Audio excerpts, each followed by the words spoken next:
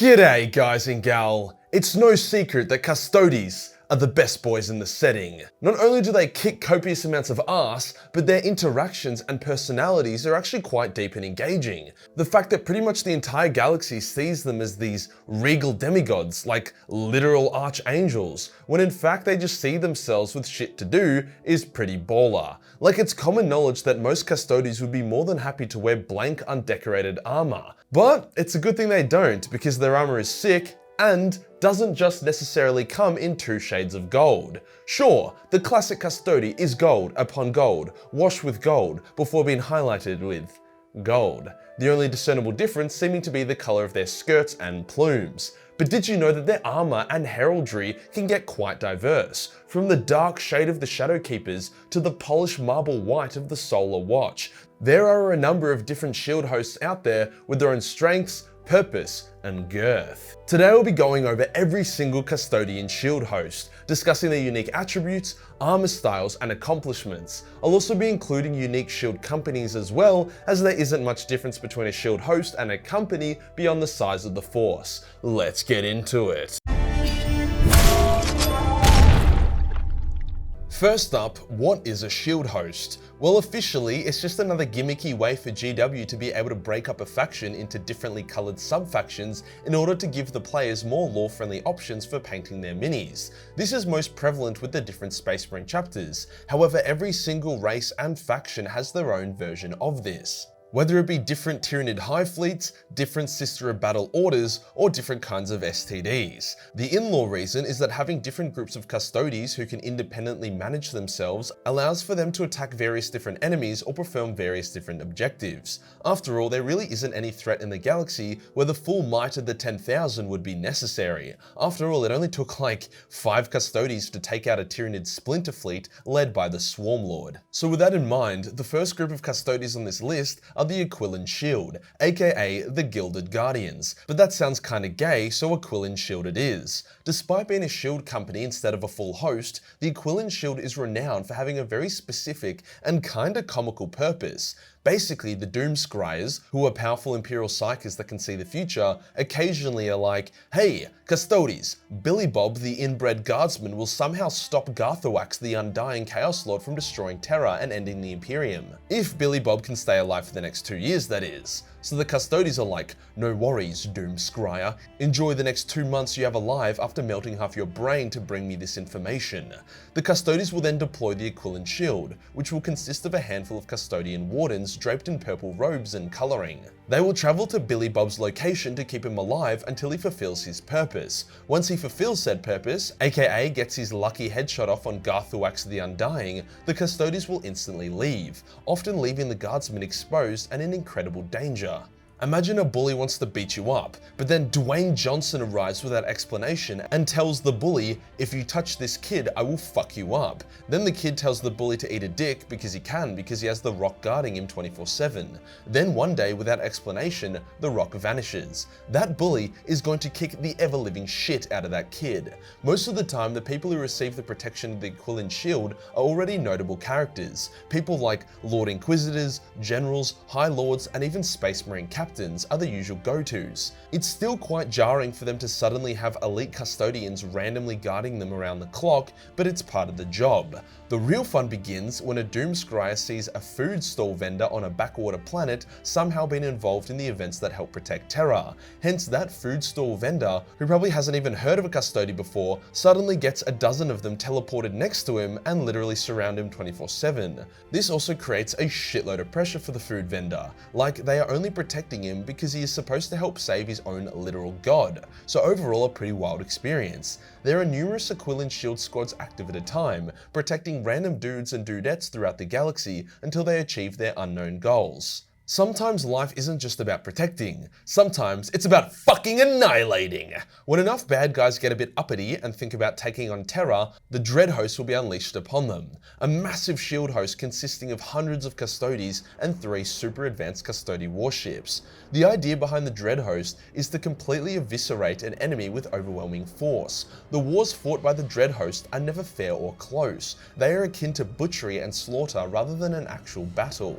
Countless invasions have been stopped even before the idea was conjured due to the fact that they might incur the wrath of the Dread Host. The cool thing about them is that they aren't trying to be scary like the Dark Elder or the Night Lords would. They inflict terror purely through their track record of domination, rather than the try-hard shit like skinning babies or fisting kittens. To learn that the Dread Host comes for you is to learn that you are in the process of dying. To complement this, these Custodes have a bit more of a monotone color palette, coloring their pauldrons black and using white to accent other parts of their kit.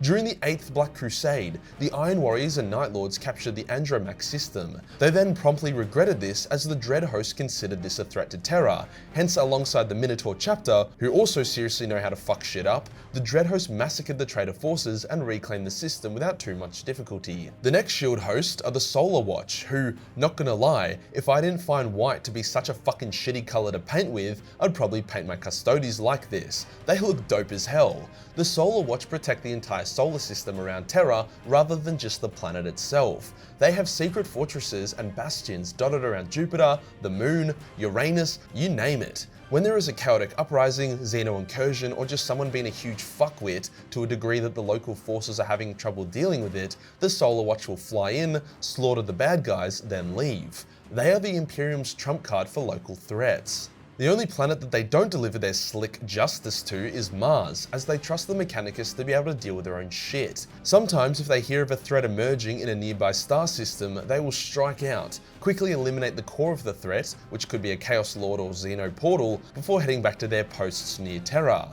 After all, the Custodes are actually very logical people. Why wait for a threat to build itself up, then attack the Sol system, when they can just kill it while it's still in its infancy? It's always better to prevent a problem rather than having to fix one. Another cool shield host, which I'm kinda making right now but not really, more on that in a bit, are the Emissaries Imperatus, aka the Emperor's Heralds. Despite being an overcooked piece of fried chicken, the Emperor is still incredibly powerful. After all, his psychic might is literally holding the Imperium together and the Chaos Gods at bay. As a result of his shattered soul and intense focus on the Astronomicon, the Emperor isn't very chatty these days, and has only really reached out a handful of times. Some Custodes, however, are very sensitive to the words of the Emperor, and they can hear them when no others can.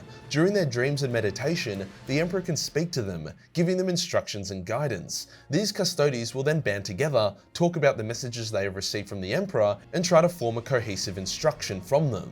These Custodes have formed their own shield host, and they make it their duty to follow the Emperor's instructions to the letter.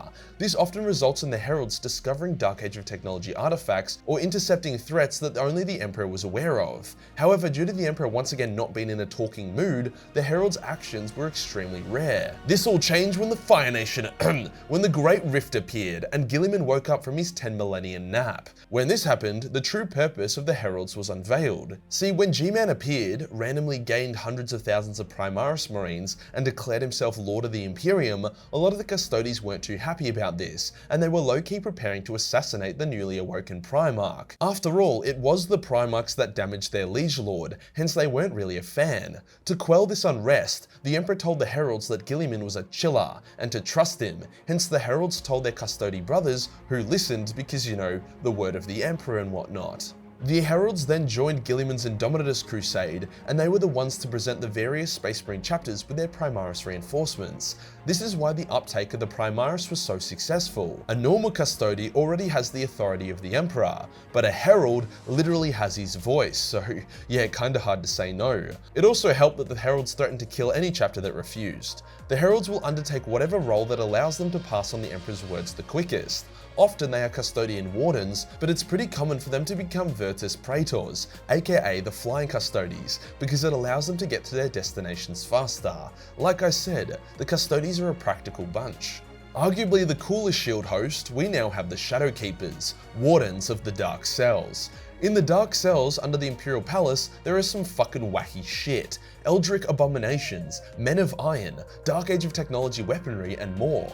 Basically monsters that are unkillable, or technology that is too dangerous for the Imperium to use, but too valuable for the Imperium to destroy, is locked within the Dark Cells. With so much dangerous and valuable shit, it's no wonder that an elite shield host of Custodians guard it 24/7.